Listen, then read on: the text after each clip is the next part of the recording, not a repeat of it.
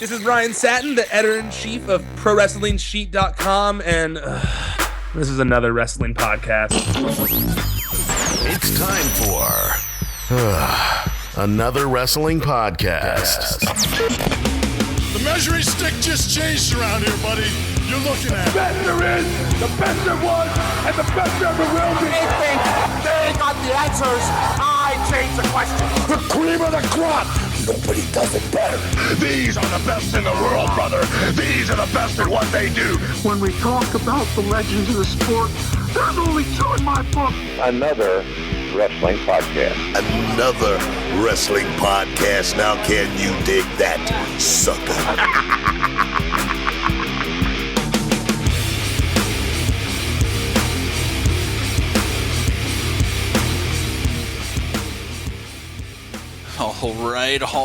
All right. Welcome to another wrestling podcast. This is episode 84. I'm Steve Credo.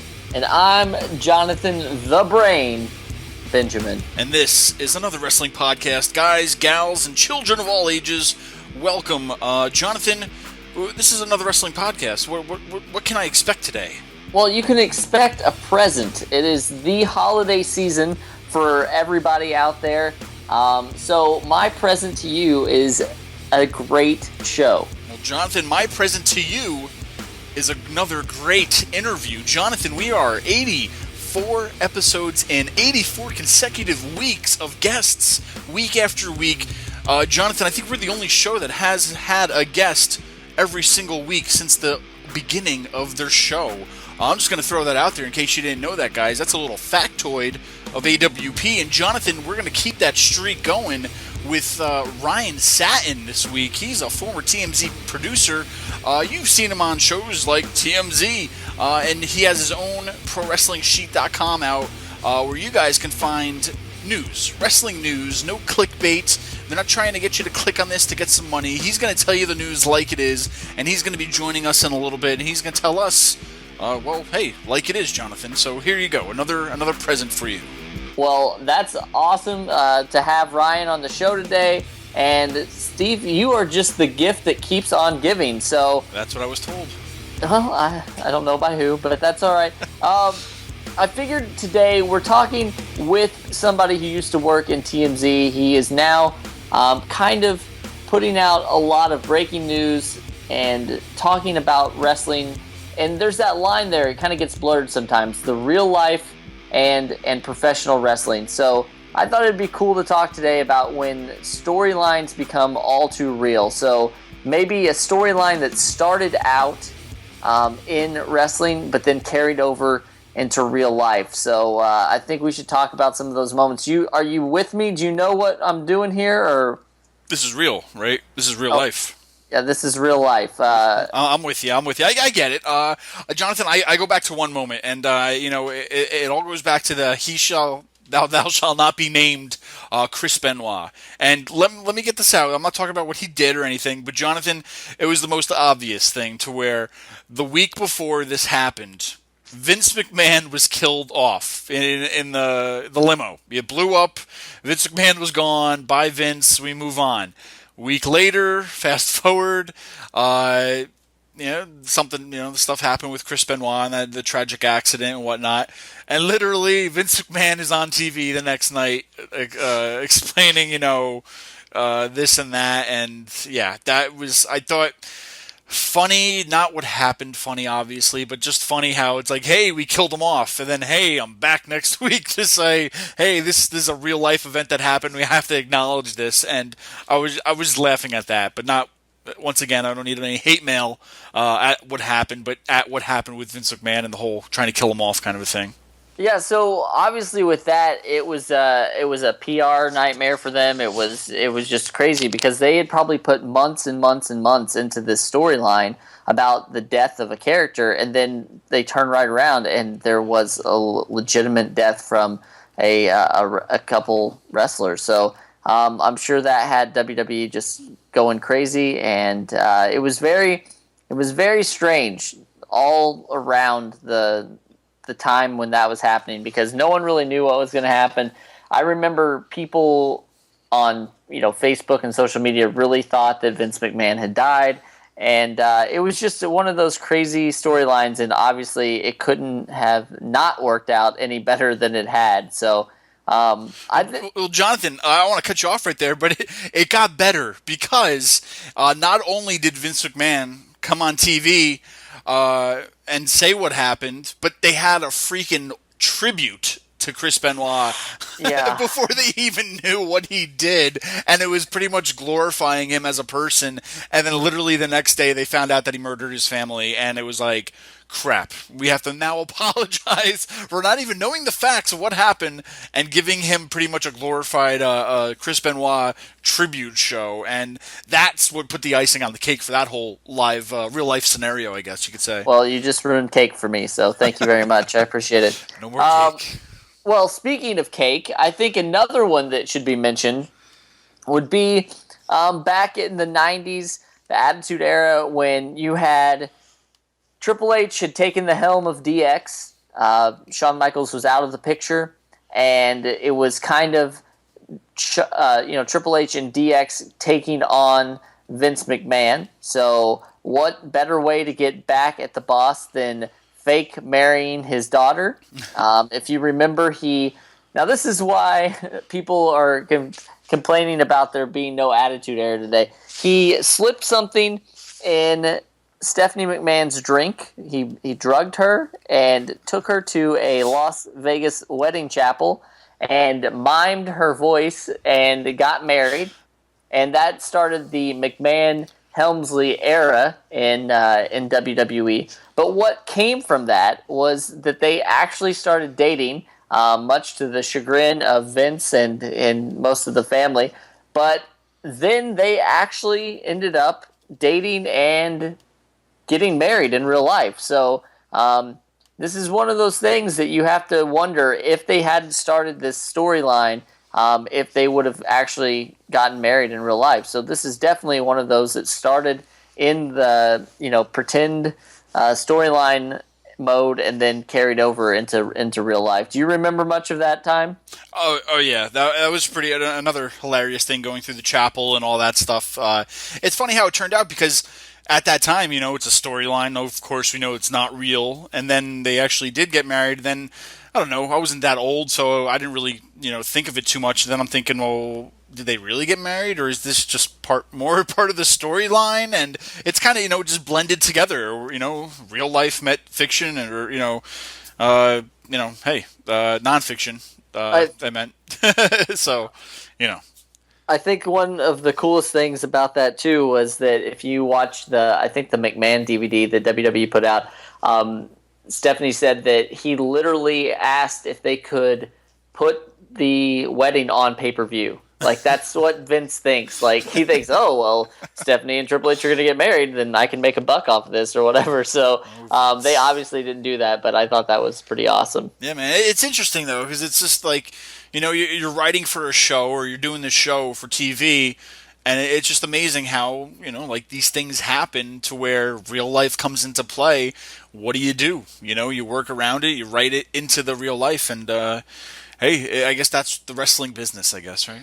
Yeah, but I mean, you have to look back at some of these things that we're going to talk about, and I encourage any of you, if you're listening to this right now, send us a tweet. Let us know what your favorite real life storyline was at A Wrestling Pod. That's A Wrestling POD. But I think what happens sometimes is that there's some real good things that can come from these real life storylines. They always talk about wrestlers that they say, well, I'm that person just with the volume turned up. So if you put, and just off the top of my head, I'm thinking the Edge and Matt Hardy thing, that made both of those guys' careers skyrocket after the whole love triangle with Lita. So I'm sure at the time none of them were a big fan of that, but after they started to look at the checks rolling in, they probably thought, you know what, this isn't so bad right now. Man, it is funny. And Jonathan, I know you're probably going to kill me for saying it, but Bret Hart. My God. Bret Hart, man. Is your goal, like, we've had 84 shows, is your goal to mention Bret Hart at least once a show? I'm really hoping that we can have a Bret Hart theme show, because I think we can definitely knock out at least 4 or 5 hours totally in one day, at least part one at least. So, but no, seriously, Bret Hart and Shawn Michaels, besides the whole screw job and whatnot, they definitely had a lot of fighting a little bit before that. Jonathan, do you remember this? Yeah, I remember there being some rumblings. This was like an early kind of dirt sheet type thing that I saw where, Shawn Michaels and Bret really didn't like each other behind the scenes, and there was a lot of people that were talking about them actually getting, physical with each other backstage, getting into fights, and just that kind of one-upsmanship. But it was definitely the classic promo too. I forget. It was on Raw. It was a promo about the match coming up. I think at Survivor Series, I want to say. And that's where Shawn Michaels dropped the Sunny Days bomb, to where at home nobody really had any idea. It was like, what? But it was pretty much Shawn knocking Bret for accusing him for sleeping with Sunny. Yeah, which got him in like deep crap with his whole family because people. I don't know if he was married at the time or had a girlfriend or whatever, but I mean, obviously that would have got you into some hot water. And I think that's what really led to them having a real like knockdown drag out backstage.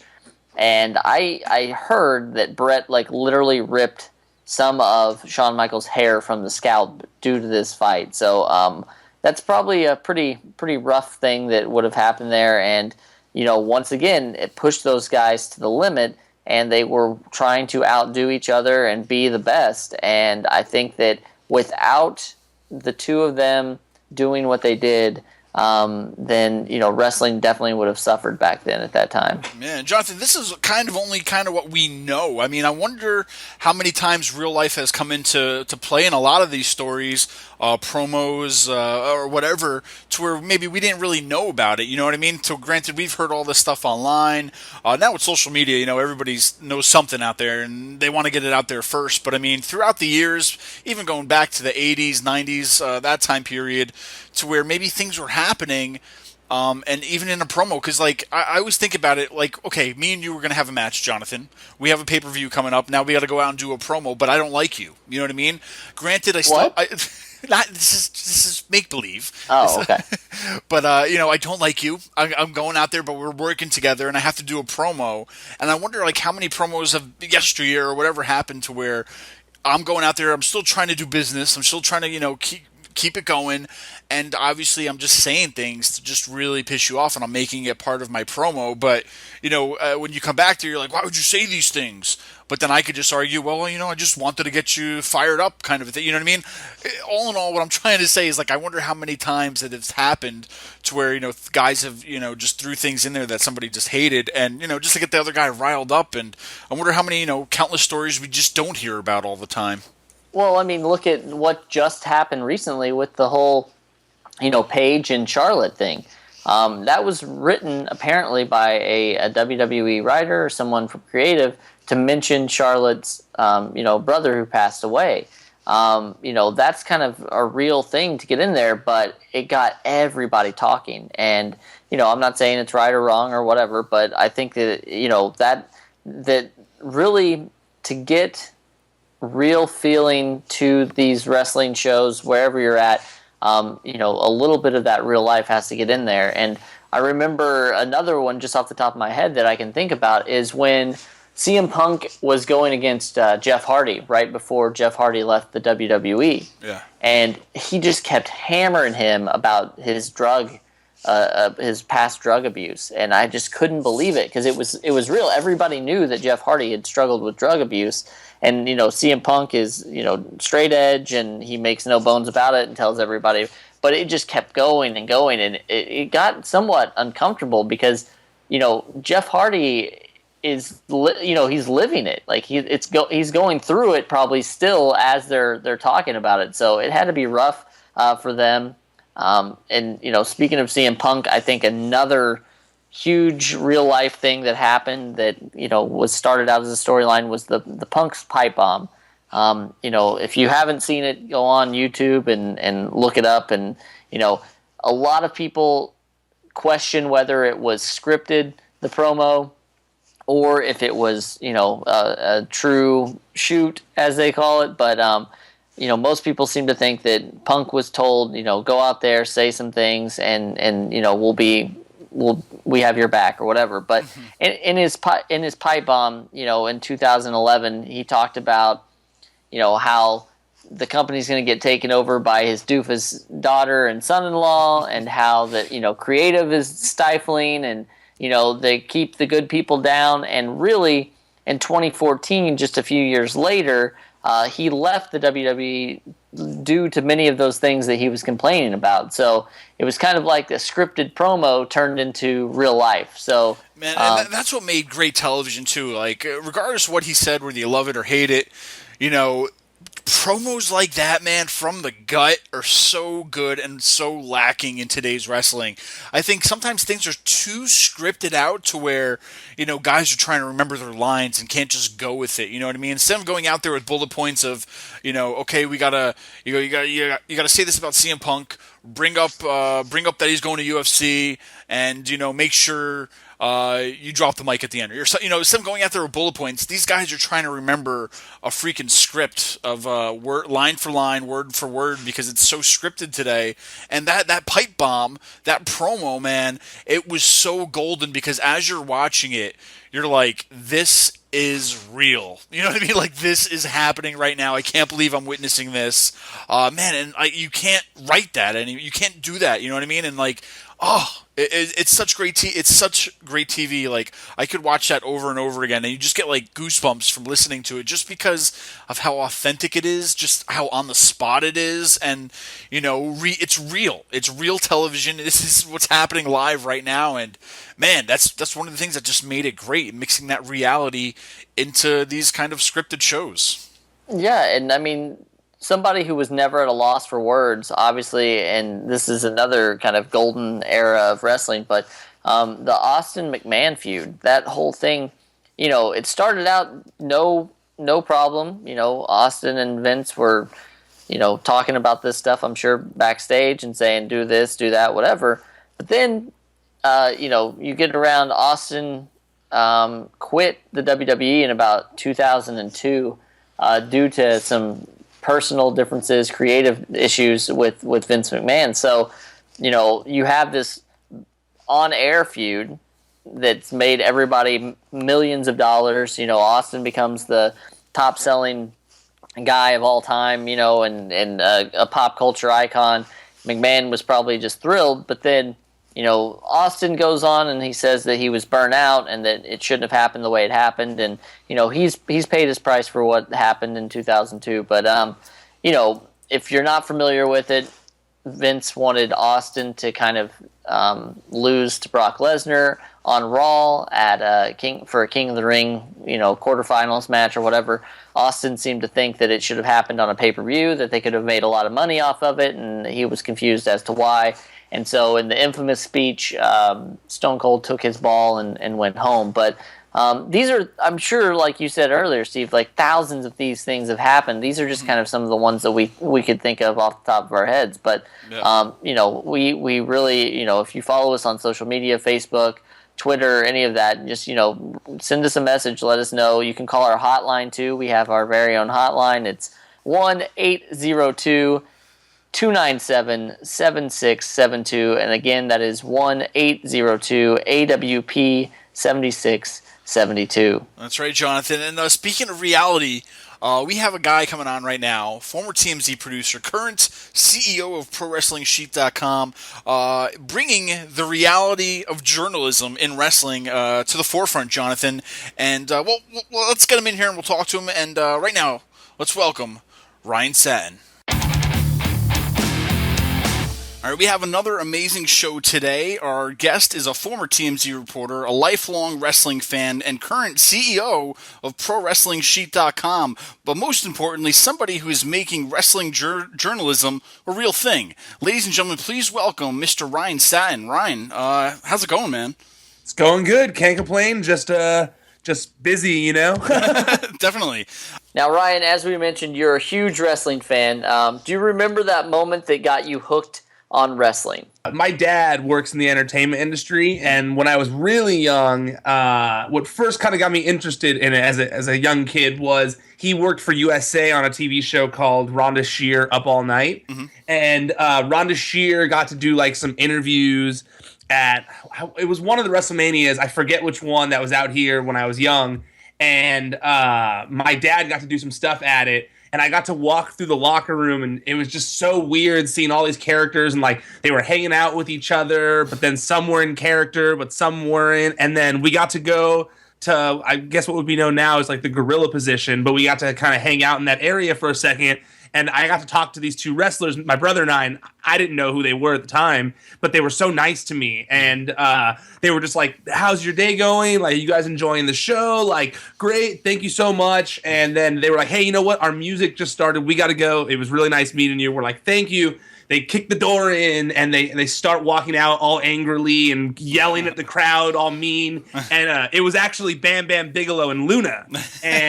And they were like the nicest people ever, even though they looked all scary, and they were the coolest people. And I was like, wow, this place is awesome.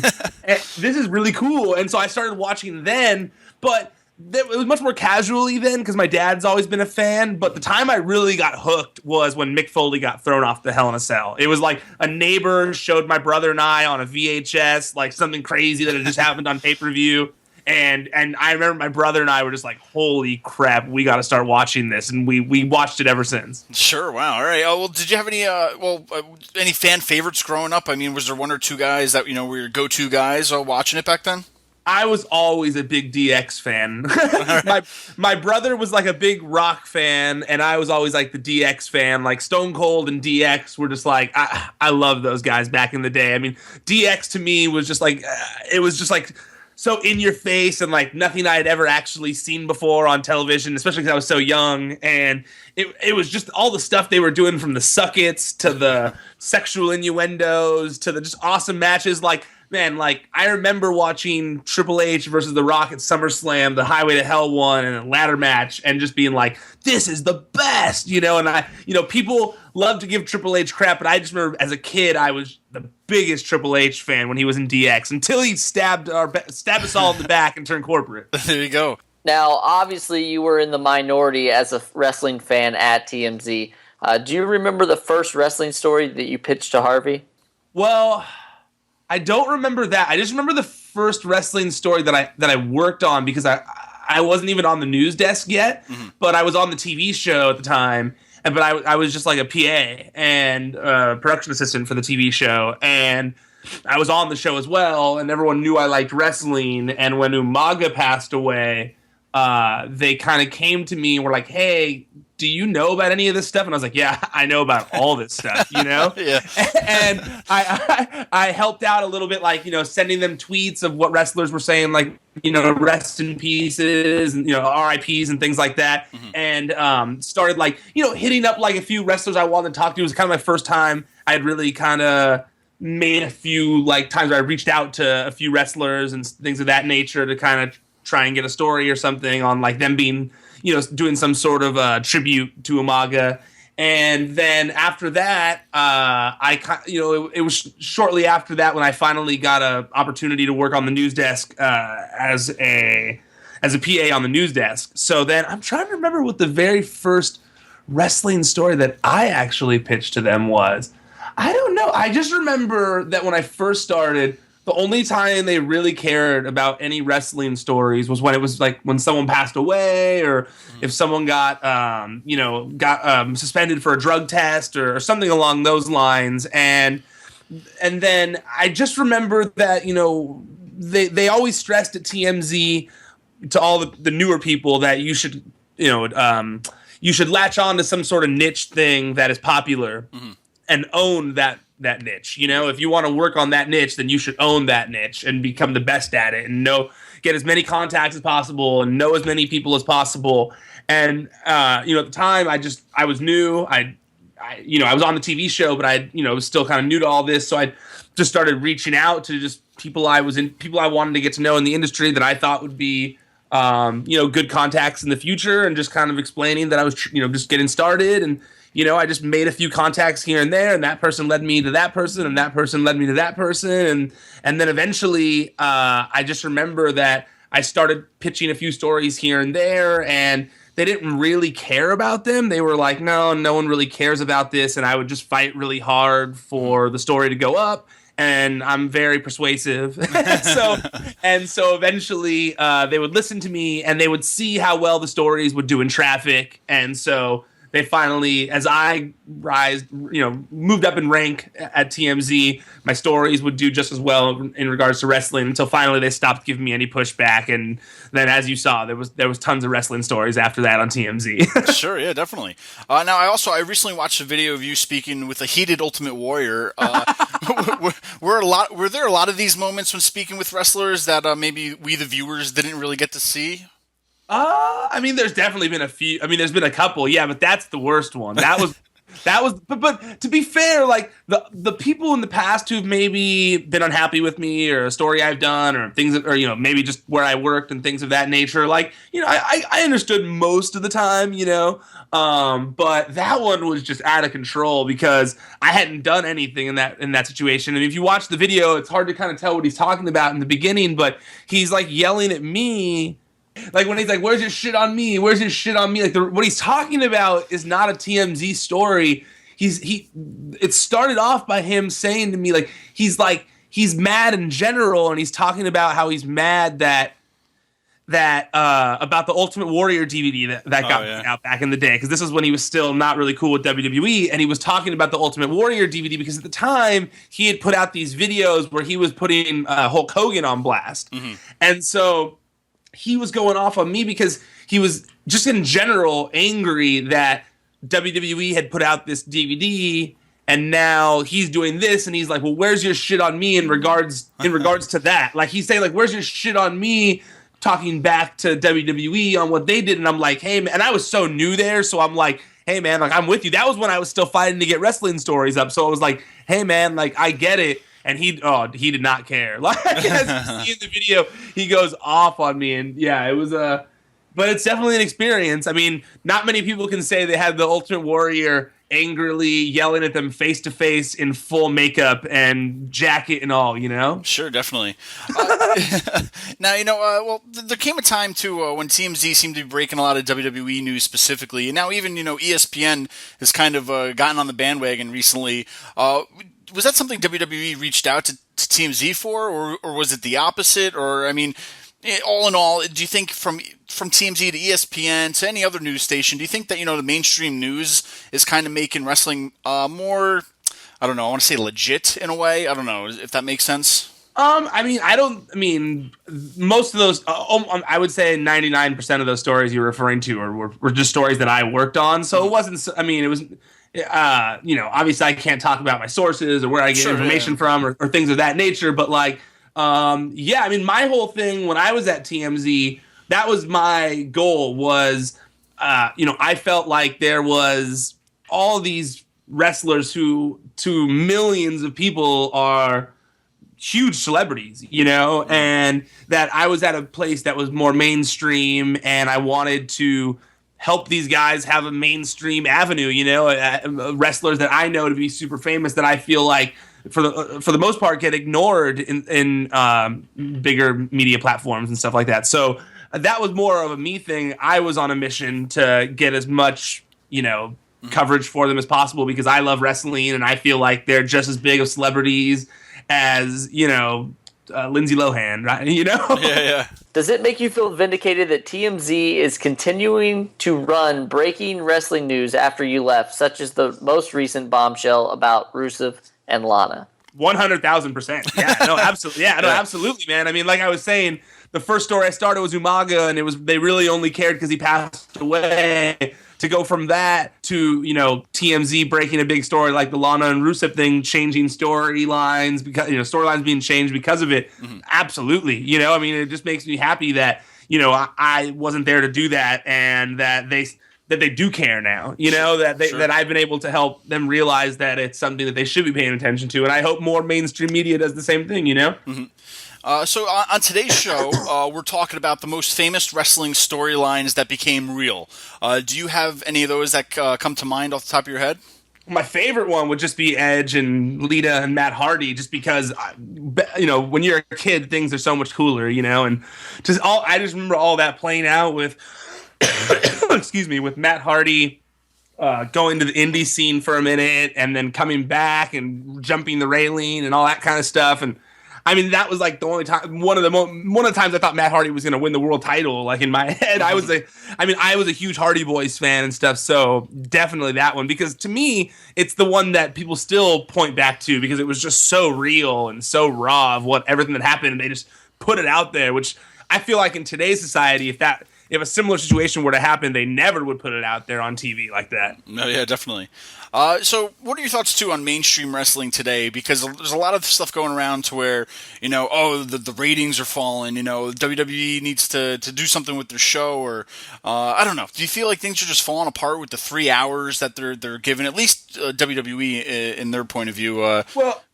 Well, there's two answers to that. In regards to the ratings, I think people pay way too much attention to ratings. I mean, that's why on my website, ProWrestlingSheet.com, like I have not once, I do not ever plan to do ratings reports or anything like that, just strictly news, because it's like, I just feel like times are changing. I mean, I'm a big TV guy too, because like I was saying, my dad, I grew up kind of in the entertainment industry, so I'm a big TV guy as well. And I've seen how, I think even recently, I know that Fox, I'm pretty sure it was Fox, that said they're not even paying attention to their ratings anymore, that they're disregarding the ratings system and that they're only paying attention to the TV3s and the TV5s and things of that nature. And I know more people are trying to push for that to happen. And it's just, things are changing. I mean, I know so many people that watch TV strictly by downloading the shows on torrent sites, and lots of people, and there's millions of people doing that, and so, and the other crazy part is that such a large percentage of people think that when they're at home and they're watching TV, that it affects the ratings, which is crazy to me, that they think that they don't realize that that's not the case, that because of the Nielsen rate, because everything's based off of Nielsen's rating system, like there's only a select few boxes in the entire country that are set up for the Nielsen. So, I mean, people think that a certain person them at home watching matters when it doesn't, And so, sure, yeah. So I think way too many people put stress on the ratings in general. That, I think things are changing. Times are different, and in like the next few years, I'm guessing all the Raws are going to be on the WWE Network, available the next morning, and it's going to be a whole different game. It's going to be a whole different situation. So yes, when it comes to ratings, I don't think it matters, but yeah, I mean, it does feel like Raw is long, but that's not changing either, and. I'm one of the most positive wrestling fans for the most part. I don't tend to get too nitpicky about things, but it's been a little weak lately. It's not the best thing that it's tough to watch sometimes for 3 hours, but the 3 hours isn't going anywhere. But I wouldn't say it's falling apart necessarily. I mean, sure. I actually, I kind of, as much as I was like bummed about Sheamus winning the title, I kind of liked his whole promo on Raw when he was out there with New Day. And I kind of I know he looks kind of stupid with the mohawk, but the slicked back mohawk looked kind of cool. He looked kind of punk with his suit and the slicked back mohawk. I was kind of into it. So, I mean, I don't know. I mean, they're always two steps ahead of us. I always feel like, as much as we always want to feel like we're angry about it, we're not going anywhere. We're all going to be along for the ride, That's right. Now, also, you are also well known to frequent many wrestling events in California, including PWG. What are your thoughts on the independent wrestling scene today? It seems vibrant right now. I mean, there's so much going on. I mean, I can't even keep up with everything going on in California sometimes. It's tough, but. It seems great right now. I mean, there's a lot of places for people to work. I mean, if someone like Sami Callihan is comfortable leaving NXT to go back to the Indies, then I mean, and he's not the only one who's done it. There was like CJ Parker who recently did it, and there's people who were there's people making money, from the indies and stuff that are, the young bucks. They're signing exclusive deals with ROH so that they don't have to work all the indies anymore. I mean, the indies are alive and well. I mean, PWG is my favorite place to watch wrestling, and nothing tops PWG. But that, I'm very biased since I'm at all those shows, But it's great. I think the indies are great right now. For someone who watches a lot of wrestling, you have to have some favorites. Who are some of your current favorite wrestlers today? I love Zack Sabre Jr. That guy's awesome. Roderick Strong, Chris Hero, Ricochet. I mean, like, those guys right there alone are just like they're just some of my favorite wrestlers in general. I mean, their work just blows me away every time I watch them PWG. I'm also a huge fan of Speedball Mike Bailey. My girlfriend and I are big fans of his. He's for those of you who aren't familiar with him, he's just like the little engine that could with like a karate gi on, and it's awesome. But I would say those are my favorite guys right now. I mean, I recently went to my first Lucha Underground taping, and I know that they're serious about spoilers, so I can't say too much. But it was so cool seeing Pentagon Jr. and Drago and Drago, whatever the hell his name is, and all those guys. I mean, I saw him at Battle of Los Angeles as well, but I mean, Marty Scurll. I mean, also, when I was talking about the indies, not even out here, but with Progress in the UK, and there's ICW selling out huge shows and stuff. I mean, there's so much talent. It's hard for me.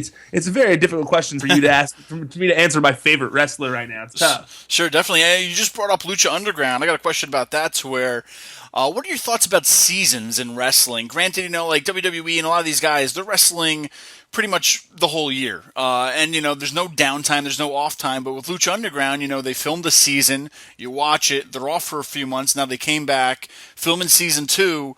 What are your thoughts about, could this, I don't know, one day be the new thing of just filming seasons? Or I mean, I highly doubt that it'll ever be the new norm, but it's not a bad concept at all. I mean, if it's better if there's like a longer term deal in place, like there's going to be a second season, and like this one, for example, with Lucha Underground, a lot of those guys were just up in the air about the situation, not knowing if there was going to be a second season or not. So, well, at least if it's something where they know there's going to be a second season and they can actually relax for those few months, then yeah, absolutely, it's a great concept, but I don't see that being something WWE ever adopts. Yeah, can't stop the machine for what they do, but no, definitely, a publicly traded company can't have time off. Yeah, exactly. And now, obviously, a fan of your caliber remembers a little show called WWE Confidential.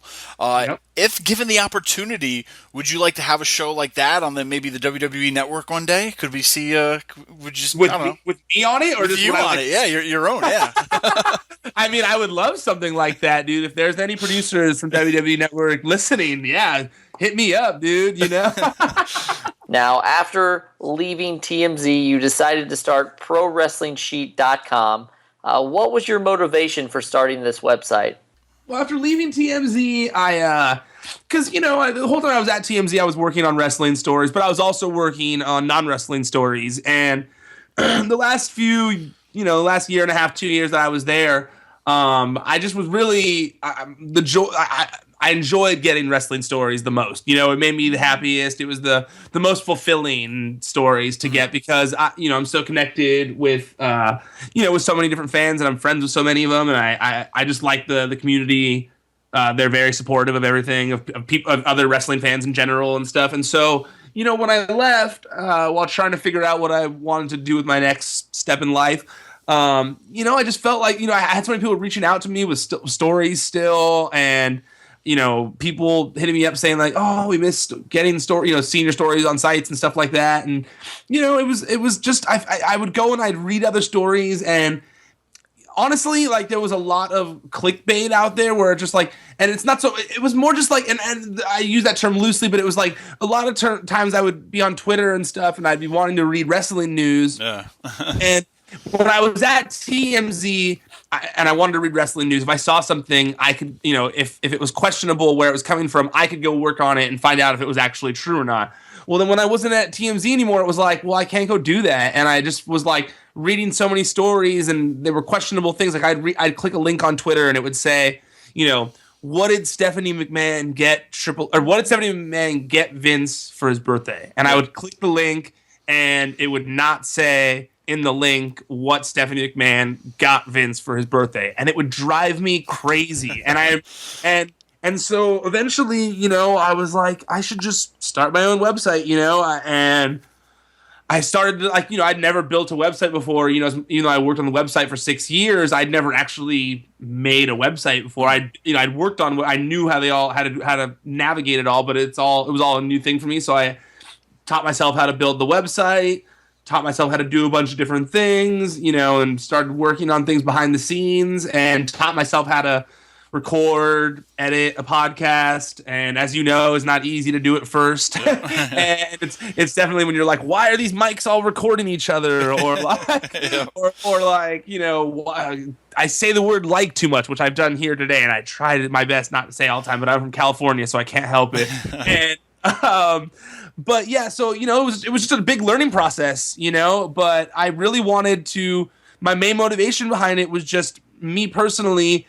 I wanted to go look at a website where I didn't have to pay for it, and I could just read stories, not something where a bunch of things were bundled together. And I wanted to read stuff that I could share on Facebook with my friends, and a lot of times the way a lot of the websites were formatted, you didn't really cater to that, to the Twitter and to the social media market of things. And I personally am a big social media person, so I wanted to be able to have a place where I could share the stories, where I could work on the stories that people actually care about, and where I didn't have to just only work on things where it was about a former WWE star or someone who was actually on TV at the moment, where I know that there's a huge following for wrestling fans, and I mainly just wanted to give people a place where they could read stuff, a place where they could read news they could trust. I don't put stuff up that I haven't fact-checked myself, stuff that I don't feel, I wish that everybody could see how much I stress before I post a story on my website. I mean, I'm like, fact check the crap out of every little thing that I put up, because I'm like, I don't want to put something up that's, that's not true, and so it's, I've already had people try and lie to me about stories and get me to do fake stories, and I'm like, no, dude, that's not what I'm about. That's not what I'm trying to do. I'm trying to give people a place where they can read honest news stories, where I'm not trying to trick anybody. I'm not trying to take your money. I'm just trying to give you accurate wrestling news. That's great. I mean, once again, I stress to our listeners too, ProWrestlingSheet.com. Please head there, check it out. Besides ProWrestlingSheet.com, though, can you let us know Twitter, Facebook, Instagram, all that stuff? Let everybody know about it. Yeah, so you can follow me at Ryan Satin on all social medias, Instagram, Facebook, Twitter. And you can follow my website at Wrestling Sheet for exclusive updates on Facebook, Twitter, Instagram, same thing, Wrestling Sheet. And you can check out my podcast, which is every Friday. It's available on all podcast platforms. It's called The Sheet Podcast. And yeah, we do a new episode every Friday where we basically discuss all the stories that we've posted on the website for the week, and just kind of go into more detail about each thing. I'll talk about a few things that I wasn't able to fit in the full story just because it didn't fit. So, you can listen to that and get exclusive news. Like this week we're going to talk about Sami Callihan and how he asked for his release because he wanted to reinvent himself and, reinvent his image and show people that he was one of the best wrestlers on the planet. And, we're going to be talking about how Rocky Romero was guest training in the WWE Performance Center this week, and the exclusive story that we broke about it on our website. And same for Dewey Foley. It wasn't our exclusive story, but we got a few details on it, on Mick Foley's son being hired as a writing assistant for WWE Creative. And the other exclusive story, last one that we broke, about Brad Maddox, his new name that he is going to be using on the independent scene, Mad Braddox. So check it out. Definitely. Ryan, thank you so much for joining us on the show today. Please come back anytime, and we wish you nothing but success with ProWrestlingSheet.com. Thank you very much. It was great to be on. I really appreciate it. I'm a fan of the show, and yeah, thanks for having me. All right, once again, thanks to Ryan Satin. Everybody, make sure you check out ProWrestlingSheet.com for all the up-to-date breaking news in the professional wrestling world. But Jonathan, the gifts keep on going from here. I got you this little gift right here. Oh, whoa! I know it's my birthday and yours coming up, but this is awesome. What is this? This is Opened it up. well, okay. This is something that I've been looking forward to for a long time. This is my very first of many, mind you, pro wrestling crate. Steve, you shouldn't have. I'm just gonna paint. This is awesome. I am gonna paint this picture for all of you listening right now. If you are on the fence about getting a pro wrestling crate or starting your subscription, you really should look no further, because I'm looking at the box right now. It's a blue and white box, and it has foreign objects all over the box. I see a guitar, some brass knuckles, a ladder, megaphone, the Mounties shock stick. But the most important thing about the Pro Wrestling Crate here is that each month it's curated by another wrestler. So this month it's curated. It's a hardcore legend box, Mick Foley. So let's open this bad boy up. And right away I am greeted with a Dude Love coaster. It's awesome, and it says that there are 4 coasters of Foley, and you have to buy the next 3 boxes to get the rest of those. So that's awesome. First of all, Credo, I don't know what I deserve to get this, but I appreciate it, man. Well, don't thank me. Thank ProWrestlingCrate.com, huh? Well, yeah, absolutely. Go over to ProWrestlingCrate.com. Start your subscription. You can buy them, 1 box. You can buy for 3 months. You can buy for 6 months. Like, go over there, check it out. And I am seeing a legitimate bottle opener that says Mick Foley's Cheap Pop. This is awesome. It is got some girth to it. This is a real awesome thing. There's a button in here that says Hardcore Legend Mick Foley Pro Wrestling Crate.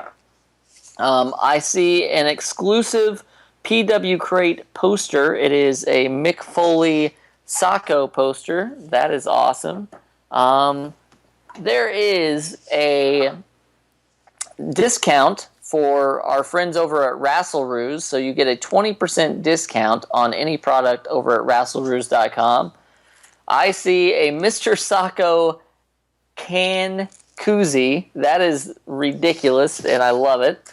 And there's not 1, but 2 Mick Foley professional wrestling shirts. This is a wrestling fan's dream. These crates are like $20 a piece. You are getting a bargain here, Steve. Because it's at least a $50 value, Jonathan. So you're definitely saving money. This is Christmas. It's time to save a few bucks and get a lot more in return, right? Yeah, this is, if you are wanting to know more, Facebook at PW Crate, Twitter at PW Crate, on Instagram they are Pro Wrestling Crate. And be sure whenever you get your crate to take a picture and hashtag PW Crate.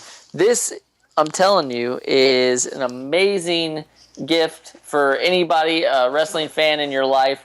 And I can't wait. Next month is curated by none other than the Blue Meanie, and it's all about hardcore wrestling and Philly. So it should be another amazing crate. And Steve, I think I just came up with something. Who knows? Someday there may be another pro wrestling crate. Trademarked. Yes. So we'll have to talk to the guys and see if we can get our own crate from them. There you go. Once again, thanks a lot to ProWrestlingCrate.com. Make sure you check it out, especially for the holidays. It's the gift that keeps on giving, ladies and gentlemen. Jonathan, we just spoke to Ryan Satin. If you did not know, you can also hear a lot of our interviews on our YouTube page on youtube.com/anotherwrestlingpod. That's Another Wrestling POD. We put up all of our interviews on there. We put up a lot of YouTube exclusives, a lot of our live event interviews that we do. There's a whole new world on our YouTube page, so make sure you subscribe to us on YouTube right now. But Jonathan, we're talking about a lot of reality and stuff, and let's keep the ball rolling with that, shall we? Yeah, absolutely. Now, today, I was looking online, and I've started to see a trend here, Steve, and maybe you've seen it too, and maybe all the listeners have seen it as well. But Rolling Stone has started to write articles on WWE and pro wrestling in general, ESPN has started to get their own coverage, exclusive coverage to WWE, and also TMZ, like we've mentioned, has started breaking wrestling news. Do you think that means that wrestling as a whole is becoming more credible, and that people view it as a legitimate sport? Or do you think that this is just a way for them to kind of cash in on the popularity of professional wrestling? Jonathan, I've heard this a few years ago, and I honestly think Triple H said it in an interview. I think the U.S. is probably the only place, or at least one of the minorities, that don't cover pro wrestling like the rest of the world. I mean, if you go overseas, especially Japan and whatnot, you go to a newspaper, look in your newspaper, you get your basketball scores, you get your football scores, you also get your pro wrestling winners, losers, your updates in it. So pro wrestling's covered around the world in newspapers, on TV, unlike America, and it's kind of it's definitely coming to fruition, I guess, if you will. It's definitely seen the light of day over here now. With ESPN, with TMZ, with Rolling Stone, all this kind of stuff, given this mainstream media that it rightfully deserves, you know what I mean? To where, pro wrestling, a lot of people look at it as, it's pro wrestling, we get it, but at the same time, there's a lot of people that want to know about it. They want to know who won. They want to know who lost. They want to know the news. And, regardless of what you have to think about pro wrestling, it's still mainstream. You know what I mean? It's still, people want to hear it. And by doing this in America now, especially with ESPN and TMZ, it's definitely legitimizing it like it never has before, and putting it in that, that light, that spotlight of, giving it, I want to say more credibility, but not necessarily that, but, just more, I'm trying to think of the words to say, but, it just makes it more of that reality, it's that reality era, if you will, of a wrestling. So it's definitely worth it. And like I said, I just heard him say that a few years ago in an interview, to where, like how wrestling is viewed around the world, and how we barely don't even talk about it in our news around here. Yeah, and one of the things is I think it has to do with the amount of fans that there are nowadays. Back when the Attitude Era was going on, I was from a small town in southern Indiana, and in our bigger newspaper, the one that you could get in Evansville, Indiana, every Sunday they would have pro wrestling tidbits. So it would talk about a pay-per-view, or there was a column about pro wrestling, and that was in the Attitude Era when wrestling was really, really popular. And I think wrestling's kind of turned a corner again with independent wrestling, with mainstream wrestling, that people want to know more about it. So you've got Total Divas, that's kind of their own brand now. You've got all these network shows that people are watching. So they're kind of pulling the curtain back a little bit, but people love to know about wrestling. I remember whenever TMZ broke the story about Triple H cutting his hair. Like, it was such a small thing, and I was thinking, who in the world would care about that? But, like, sure enough, it's on all the news sites, and, so it's one of those things that as Rolling Stone starts to cover, as ESPN starts to cover, I think it will give it more credibility, and I think that it can only be good for professional wrestling to get that, mainstream spotlight, instead of, like, the National Enquirer or, some, backyard, homegrown kind of dirt sheet. These are credible news sources that are talking about wrestling. Yeah, definitely, and I kind of like what they're doing now too. Like, especially at least for WWE. Like, I think once a week Michael Cole does an interview. He was doing it with Triple H for a while. Then he would do a superstar, talk to him, and that's great and all. But like by giving like ESPN an exclusive, or letting them break news, or TMZ, break some news out there. It's great. It definitely just makes your product more well-rounded, I guess you could say, just versatile in the media industry. Because, like, you put on any news show, they're always talking with athletes. They're talking with football players, baseball players, basketball players, interviewing them. I want to hear from pro wrestlers, because regardless of what you have to say about pro wrestling, it's probably one of the most athletic sports anybody could do. So if you want to talk to a basketball player who's making $1 million a year for dribbling a basketball for an hour, I want to talk to the guy who's actually going out there every single night, 365 days a year doing this. And I want to hear from them. I want to hear their point of view, especially recently too. Like ESPN did the E360. They did one on Scott Hall, which was awesome. Even like the network now, even showing that breaking ground, how it's kind of like, pulling that curtain away a little bit and showing the superstars or how becoming superstars. You know what I mean? It's not the whole tough enough kind of aspect it was, but it's kind of a little bit more in depth, a little bit more reality TV show, but not scripted reality TV show. Like this is legit, like what's happening, and it's definitely, they definitely have something going these days with that, and I think, it's only the beginning, and I can't wait to see more just in mainstream media alone. Absolutely. Now, friends, listeners, if you enjoyed this show, and I'm sure you did, you can head on over to facebook.com/another wrestling podcast. Get interactive with us. Talk to us. Tell us what you like about the show, what you didn't like. And be sure to follow us in all forms of social media. But most importantly, head on over to anotherwrestlingpodcast.com. Steve, I don't want to say anything just yet, but there are some big things coming. Don't say it just yet. No, I'm just kidding. Yeah, what's that? there are some huge. I said big. That's understatement. There are some huge things coming from Another Wrestling Podcast. So stay tuned into 2016. Hang out with us, and you'll start to see those things happen sooner rather than later. So I want to thank you all for listening. And if you like our show, guys, make sure to check out some of our friends. Check out Main Event Marks. Head on over to facebook.com/Main Event Marks. You can join Angry Cooter and his panel of smart Main Event Marks every Thursday at 9 p.m. for an uncensored show for the Marks, by the Marks. That's right, and we are here to spread the wealth. If you love professional wrestling, we urge you to go over to pwpnation.com. PWP Nation is a wrestling media website and community that loves professional wrestling. They strive on creating an array of interesting articles and reviews on everything professional wrestling. Head on over to pwpnation.com. Also, be sure to head on over to ProWrestlingSheet.com. It launched in August of this year, and it strives to report on the stories you actually care about in the world of professional wrestling, not just clickbait filling most news sites. Founder and editor-in-chief Ryan Satin previously worked as a senior producer for TMZ.com, where he has helped the company become a force in wrestling reporting, largely in part to his exclusive stories he landed on a constant basis. Make sure you head on over to ProWrestlingSheet.com. Well, that's the show.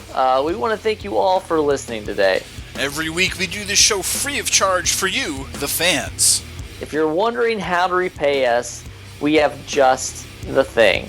Subscribe to us on iTunes, and while you're there, be sure to rate us and give us a good review.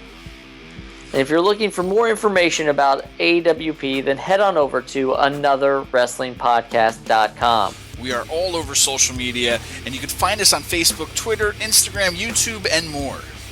And if you're an AWP superfan, you can go show your support by going over to ProWrestlingTees.com and buying one of our official AWP shirts. We couldn't do the show without you, so tune in next week for Another Wrestling Podcast.